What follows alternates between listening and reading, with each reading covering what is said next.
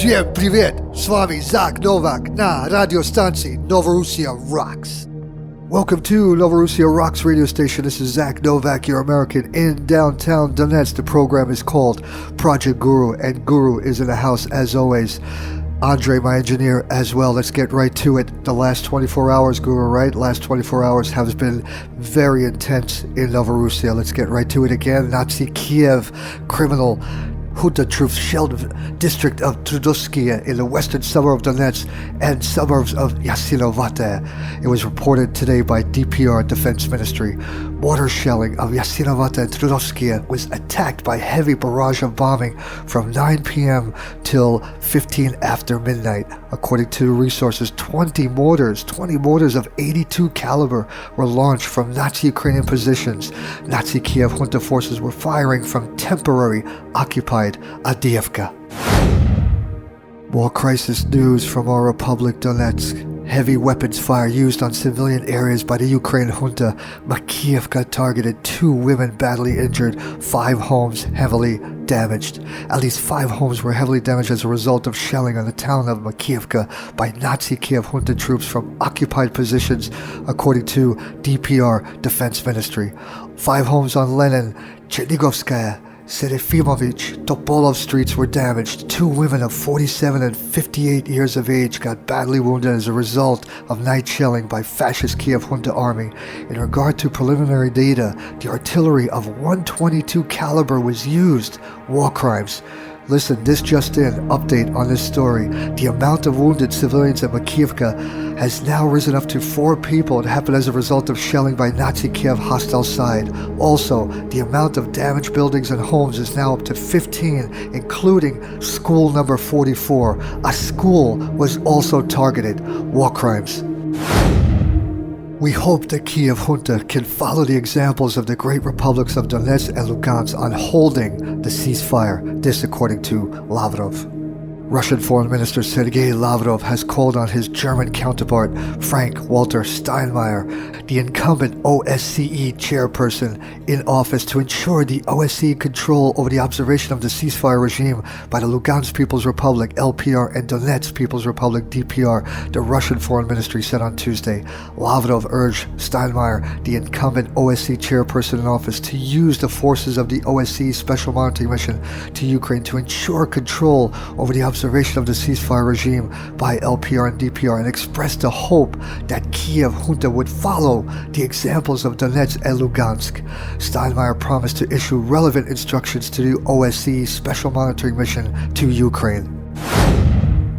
Again, interesting news the last 24 hours. Guru, Andre, this just in. The Ukrainian junta side is ready to maintain the ceasefire regime in Donbass on a continuing basis. A Kiev's representative to the Joint Center for Control and Coordination, that's the JCCC. The situation along the line of engagement remains tense, but it is under control. The Ukrainian side of the JCCC says that Ukraine is fulfilling its liabilities concerning ceasefire regime maintenance along the entire line of engagement and is ready to maintain the regime of comprehensive cessation of hostilities in Donbass on a continuing basis, the press center of Kiev Forces Operations said. On August 26, the parties to the contact group for settling the armed civil conflict in eastern Ukraine, that's the Donbass region, made yet another 9th attempt to attain ceasefire.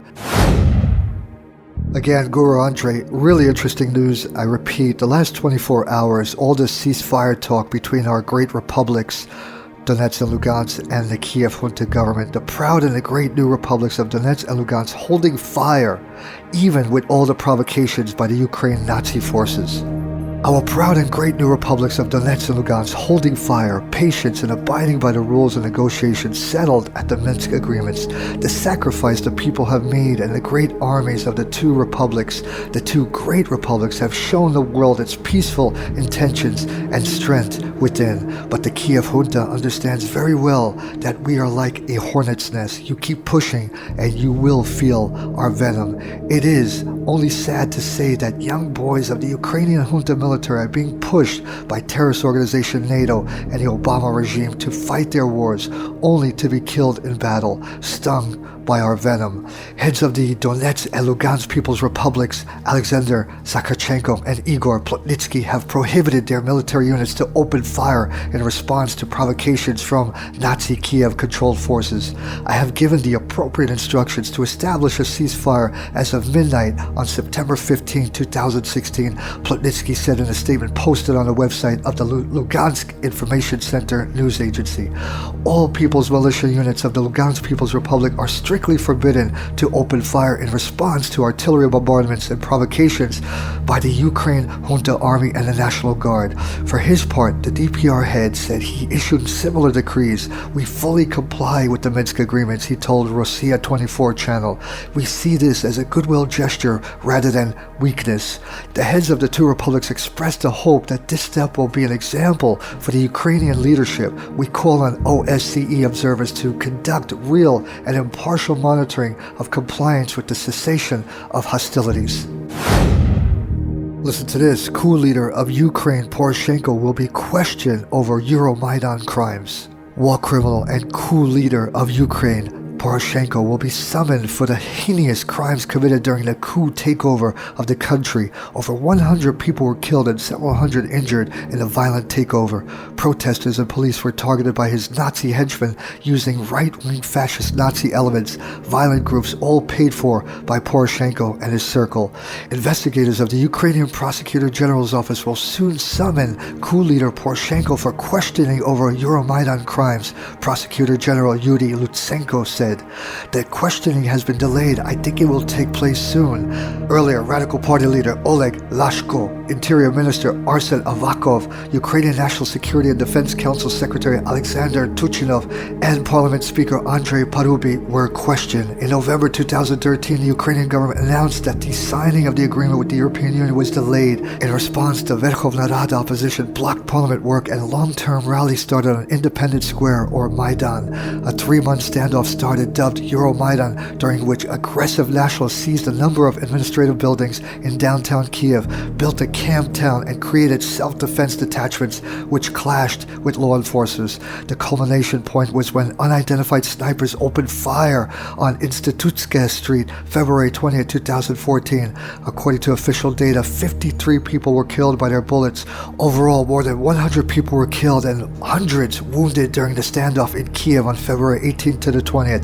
Those who died of gunshot wounds included both protesters and Berkut riot police officers. Ukraine's Interior Ministry initiated criminal proceedings on mass killings of civilians, in connection with which ex-president Viktor Yanukovych and a number of other officials were put on a wanted list. 2 years later, the sniper's case on Maidan remains unsolved. 3 U.S. regime airstrikes in Syria may have resulted in civilian deaths. This, according to the Pentagon. In a new statement, the Pentagon conceded that 3 separate U.S. airstrikes over the past week included attacks which may have resulted in civilian casualties.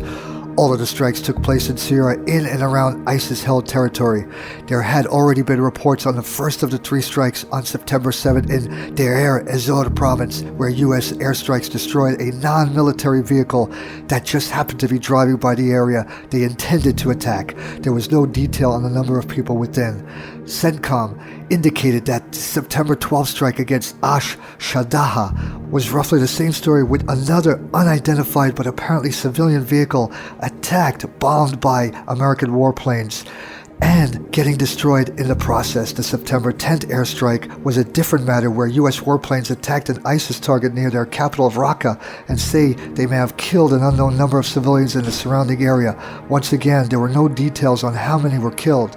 CENTCOM rarely admits to killing civilians in airstrikes in either Iraq or Syria, and generally speaking doesn't even finish its investigations into such reports, just canceling them partway through and labeling the reports as not credible. Though observers have put the toll of U.S. airstrikes on several hundreds of civilians, CENTCOM has only admitted to a handful overall. Hey everyone, that ends our program. As I stress always, please be safe out there, stay on alert, and see you back on Friday. Bye-bye, folks.